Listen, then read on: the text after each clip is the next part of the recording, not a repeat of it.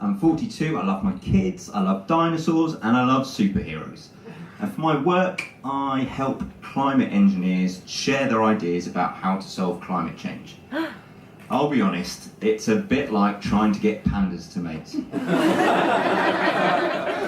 It's very slow moving, it's not sexy at all, and we can't do it without the Chinese.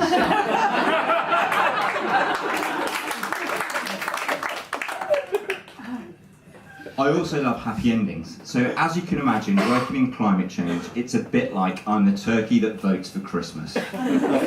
Not only that, I'm the turkey that goes in, puts the oven on, gives myself a good stuffing, and lays the placemats.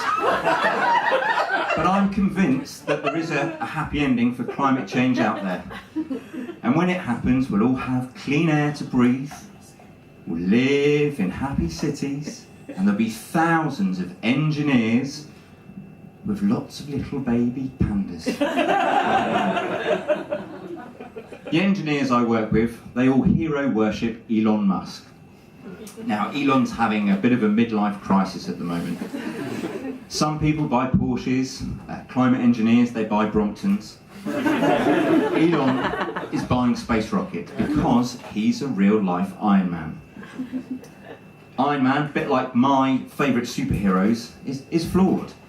Batman, Doctor Strange, the T-Rex at Jurassic Park, they all walk that fine line between good and bad, light and dark, shareholders and smoking pot.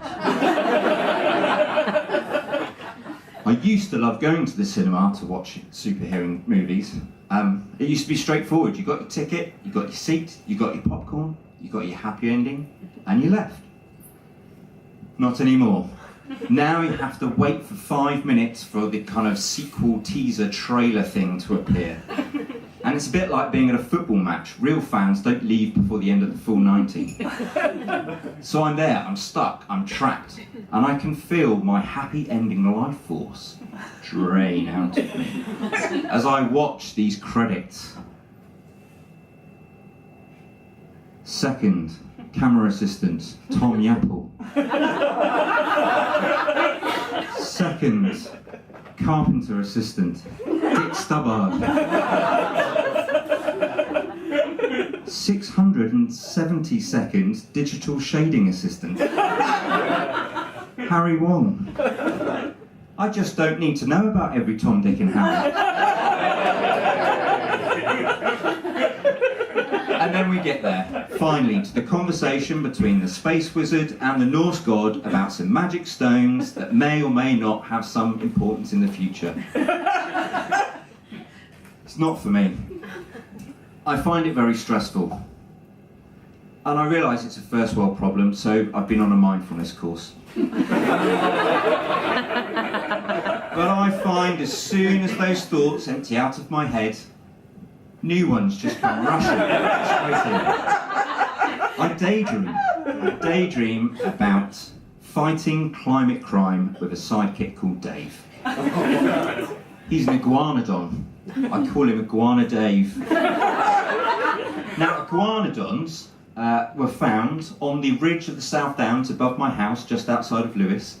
And for about 30 years, they were misunderstood because people thought they had a horn on the end of their nose. But actually, it was a thumb spike. And that makes Iguana Dave a very good climate crime fighting partner. Because he can flag down and stop those diesel emitting cars. He can size up CO2 tons, or if it's all kicking off, he can just tell me he's okay. But I like him as a role model. I've got 2 kids, 6 and 3, Dougie and Tom. And you know, Iguana Dave doesn't have any of the sort of pent-up, hyper-sexualised masculinity someone like Iron Man does. And I've been collecting comics for over 30 years, and I want to give them to my kids, but I'm not so sure anymore. I look back at them, Tintin, yes, he's a problem solver, but you know, he's got white saviour complex. His best mate is a barely functioning alcoholic, and Snowy, his dog, is clearly racist. Asterix, yes, he's brave, but he's always fat-shaming his mate Obelix. The Smurfs, they've got gender equality issues. Super Ted, he's homophobic. And the thing with the Thunderbirds, no one knows what's going on. They don't seem to have a free mind of their own. So that just leaves me with Scooby-Doo.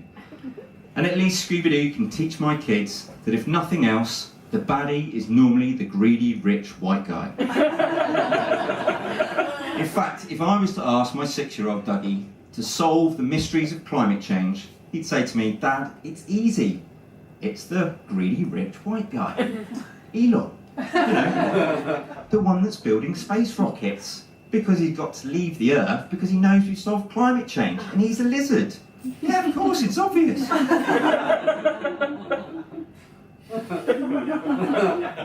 on a second. Maybe he's right. Maybe David Icke is right. Maybe the people running the planet have been shape-shifting alien reptiles masquerading as greedy, rich, white businessmen. Donald Trump, Jeff Bezos, Richard Branson, Elon Musk, they've all been using big business to heat up the planet. Because they're lizards. They know that we're going to solve climate change. So now they're building space rockets to go to Mars. A big, red, hot rock near the sun. That's it, he solved climate change. Wait until I tell the engineers tomorrow. They've got to stop building those tidal turbines and put the tools down on the carbon removal machines. They've got to start building space rockets. It's not save the pandas, it's free the lizards. And to think they would have got away with it if it wasn't for those pesky kids.